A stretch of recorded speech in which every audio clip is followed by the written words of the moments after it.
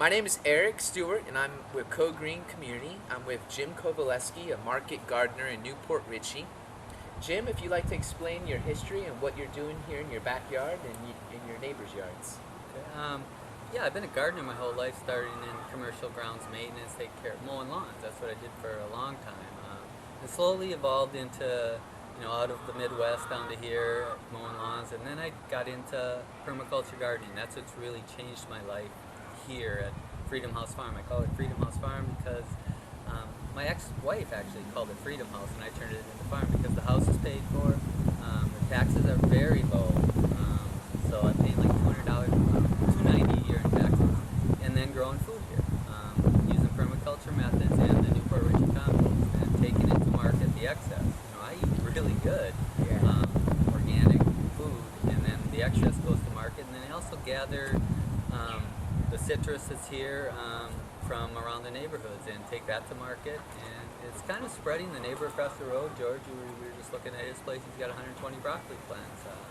There's a totally disabled guy, he's got neuropathy, that Rick guy I was telling you about.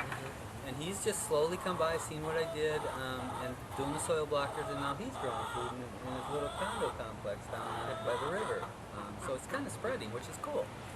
So where do you see local food security going? Because a lot of people in the transition movement and permaculture talk about local food security. Could you describe your feelings about that? Well, I see it as, I've seen this kind of all along. I still don't see that the general public's embrace this, but the fact that the small, especially suburbs that have a little bigger lots, but even in cities like this, the lots here are large with what you can produce here. And to see that, you can produce what I produced here in these, I think I'm growing on 4,000 square feet and produced a ton of organic produce last year, 2,000 pounds, excess that I took to market, plus what I ate, on 4,000 square feet, which is about a tenth of an acre of urban land. Wow. And if you, push that out and around the neighborhood, now George is doing it, but just think if an acre of urban land, that would be 20,000 pounds of organic food in your neighborhood, available to people without any trucking, without anything. You just eat it and share it. And that's where I see the small farm of the future to be actually where the people are living. It comes, and that's what it used to be. Farmers used to produce things. Homesteads used to produce things. Now all we do is consume them. The only thing that goes out is every Monday and Thursday the trash. Very little is produced here that's, of use. Everything comes from outside. And I see that as the world changes and costs, especially the gas costs, keep going up, we'll start doing that out of need. And I'm just about, making it available and experiment with possibilities so that when that does come, that there'll be a little more knowledge out there. Now George knows a little, and so does Rick, and so do you, and so does Adam. Yeah. So that's where I see it. Well, I explained to you off camera, when I first learned about peak oil and climate change, I got really scared. And I think it was scared because I was used to a lifestyle, and I was seeing that lifestyle wasn't going to last, that it was unsustainable. And now I'm just circling myself with friends and people that are knowledgeable, and I'm seeing a whole new world open up of possibilities, really. And I really like that you label your house Freedom House and Freedom Farm? Freedom House Farm, yeah. Freedom House Farm. And that's where I see it, getting away from your mortgage and getting away from the hamster wheel of a work and getting back to nature and getting back to experiencing life. Yeah, I like you use the word circling yourself with it.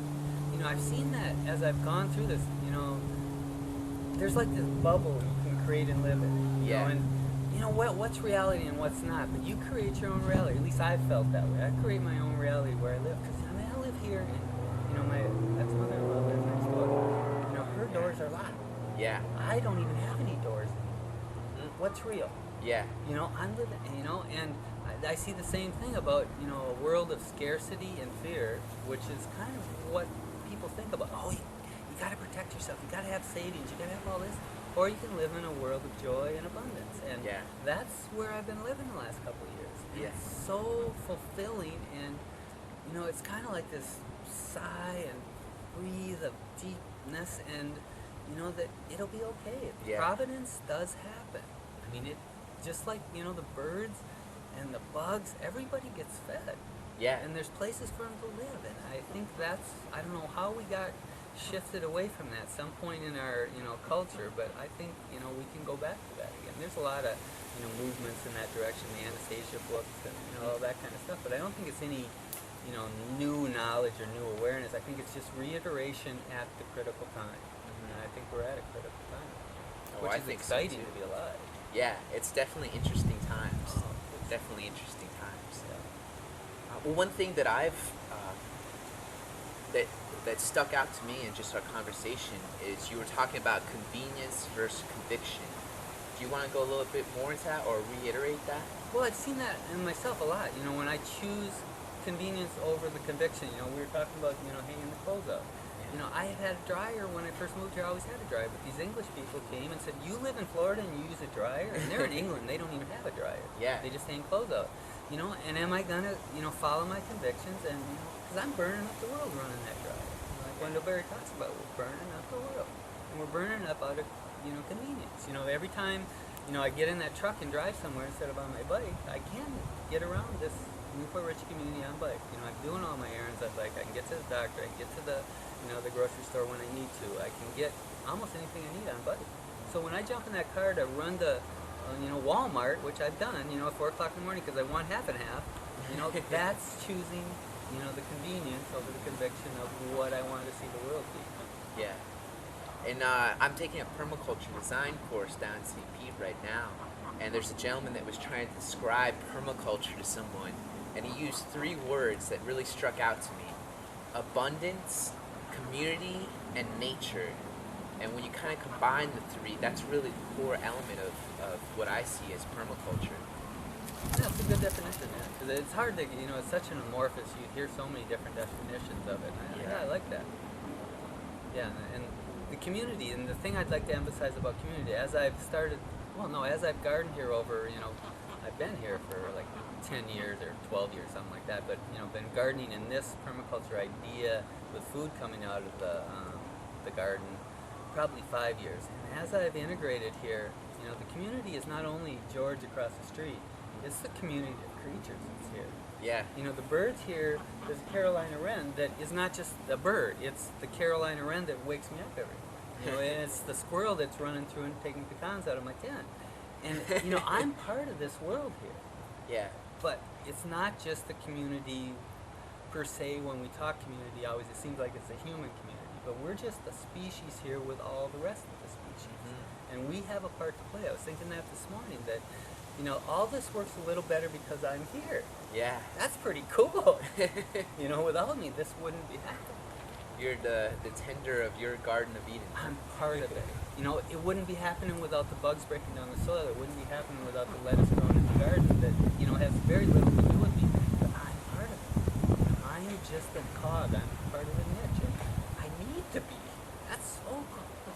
Yeah. Very cool. Well, one thing that I found when I was in my classes at college is we were talking about all the problems, and one of the huge problems is that we're having so many species go extinct. Almost 200 species a day go extinct.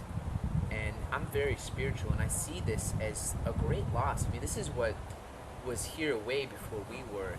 And so every species that we lose, we're losing that little niche that species fulfilled, and it was a service that they provided for us. No doubt. It's something that, we're really losing, something that took billions and billions of years to find that homeostasis. But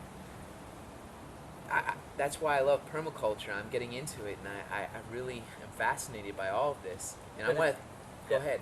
Well, it's the same thing. You're talking about that, worry about, that is happening. Yeah. No doubt about it. But, to a certain extent, that's been happening all along. Nature is so resilient. If we stop screwing it up, I think it'll, come back much, just as strong as it always did. We just got to learn how to integrate. And, we're losing potential for abundance in that, that loss of species. But I think, if we can just get back to a human scale again, it'll repair itself. Just like climate change. We're not going to change that, but we need to adapt, and nature will be here past us. I know that. Yeah. You know, when we're gone, there'll be something here besides us. You know, I'd like to be around, or I'd like my descendants to be around. That's another reason I'm doing what I do.